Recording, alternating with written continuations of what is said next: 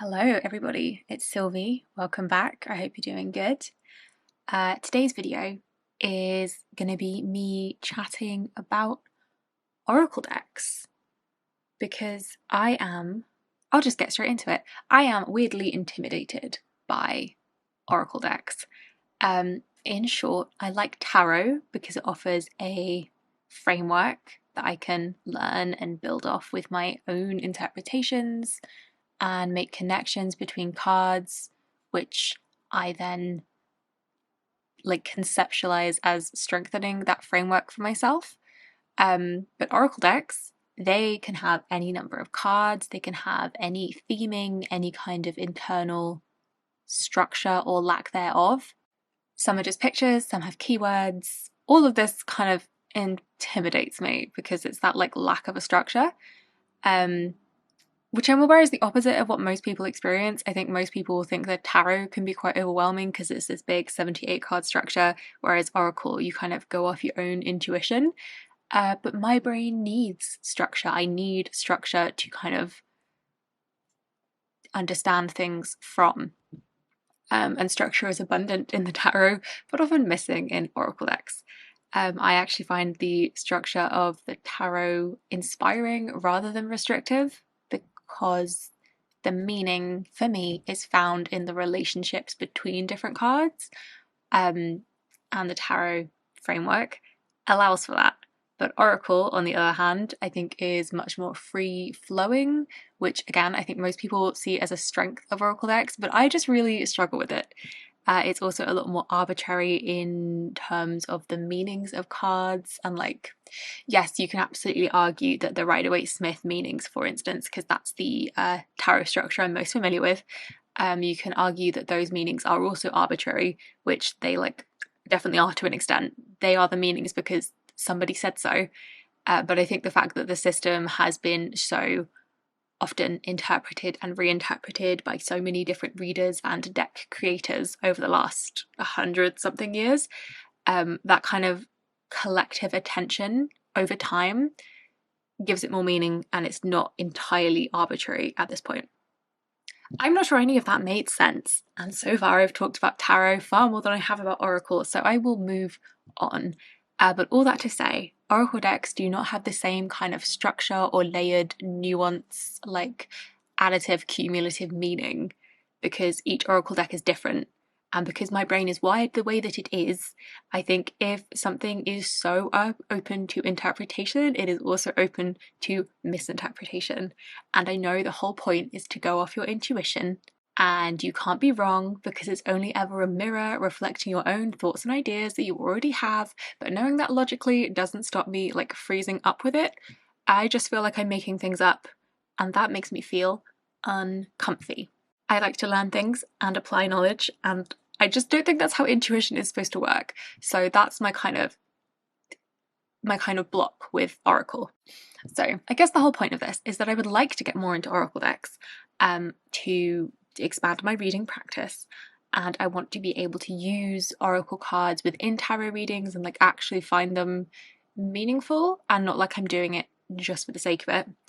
And also I would like to get more comfy with the idea of using my intuition and trusting that it's valid and not just feeling like I'm pulling ideas out of the air for the sake of it. That's definitely a very personal issue that I have, that is then reflected in the way that I use or do not use Oracle.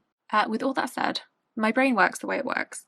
I like and require structure and specificity, and I am, to put it bluntly, I'm not spending any more of my life trying to warp the way that I think and process the world into something that I think is more, I guess, normal or typical, which again is my problem. So this is all an experiment, and we'll see what comes of it. If I never get comfy with Oracle decks, then I never get comfy with Oracle decks, and that's fine. So yes, I pray to God that I'm recording because something weird is happening with my viewfinder. Anyway, so I guess I'm hoping that this video will be the first part in some kind of series documenting my journey with Oracle decks. God, that sounds pretentious. But yeah, so today I'm just going to have like a quick wee look at the Oracle decks that I do own and how I use them to kind of start everything off. And hopefully this will be quick because I technically own 3, but I only use 2 and I'm going to rant about the third one. Should we start with the negatives? Let's do that and get that out of the way. Okay, this is going to be a rant, so buckle up. This is the Earth Alchemy Oracle. So this is the deck, and I bought this deck based on these 3 cards, which were the ones that were shown in like the preview images on Amazon. And I guess this is a lesson to watch walkthroughs, I guess, but that is what you get for impulse purchasing. So I thought that this deck was going to be pretty pictures of plants and crystals and their associations and like correspondences that honestly I don't know too much about. I don't know a great deal about like plant and crystal correspondences. And then like these like keywords. And based on these cards, I thought this deck looked pretty decent. You get more than one keyword, and some of them seem like they could be like quite, I guess like expansive is the best word for reading with.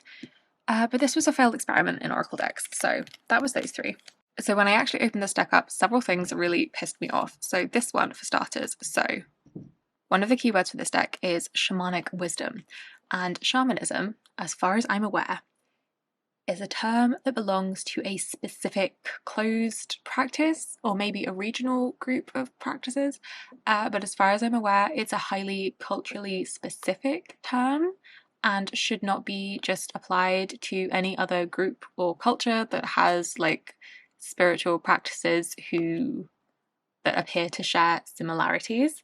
So to have it kind of thrown in this deck with no context, it gave me bad vibes, made me feel a little bit uncomfy about the deck. It feels like an appropriation of the term. I'm not actually sure if the culture it's from is a like closed culture, but either way, to have it like randomly, briefly included in this deck, removed from any context, it feels appropriative and I don't like it. Then there's a whole lot of like new agey stuff, like there's like Atlantis, DNA activation, like dragon energies and stuff like that. And like I steer clear of a lot of very new agey stuff. I think it comes with a lot of baggage. A lot of it seems to be like 2 hops and a skip away from some very like alt-right anti-science bullshit, and I just don't want to get involved. Like I don't know enough about a lot of very new agey stuff and I'm just steering clear. So like there's a lot of these and that really bothered me. And then there's this card. Okay, so there's this single random inclusion of ancient Egypt, also without any real context. It's the only inclusion within the deck. And in light of the other things that were off-putting about this deck, to have this included in here with this very like new agey spiritual kind of stuff, it feels like it's what's the word, mythologizing? I don't think that's the right word. Kind of like romanticizing, othering, mythologizing ancient Egypt. And obviously Egypt does have a history of mythology, but like Egypt still exists in the modern day, so it seems very othering to put it in this deck alongside all of this new age stuff, the kind of like appropriation vibes I got from the inclusion of shamanism. It all just leaves like a bad taste in my mouth. It wasn't really, I think the reason for Egypt is because Libyan tektite is found in and around Egypt. But like it just feels, it all left a very bad taste in my mouth. I haven't read the whole guidebook, so I don't really know what else is in there. And then like these were cards that I liked pretty much, but like I'm kind of put off by the rest of the deck. I've just been interrupted and I don't remember what I was saying.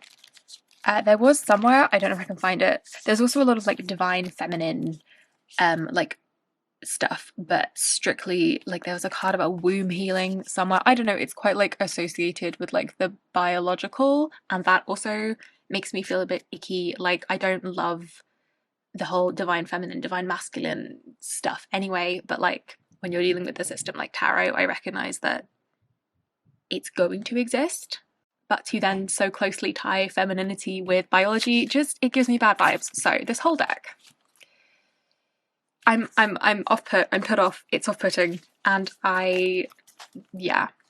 this is not the one for me, because I actually really like some of the like keywords and stuff, but I've tried to like work with the half of the deck that doesn't piss me off, and I can't. So I don't know what I'm going to do with this deck, because I don't want to use it. I don't think I can return it because it had plastic wrap on the cards, and I've like obviously opened that.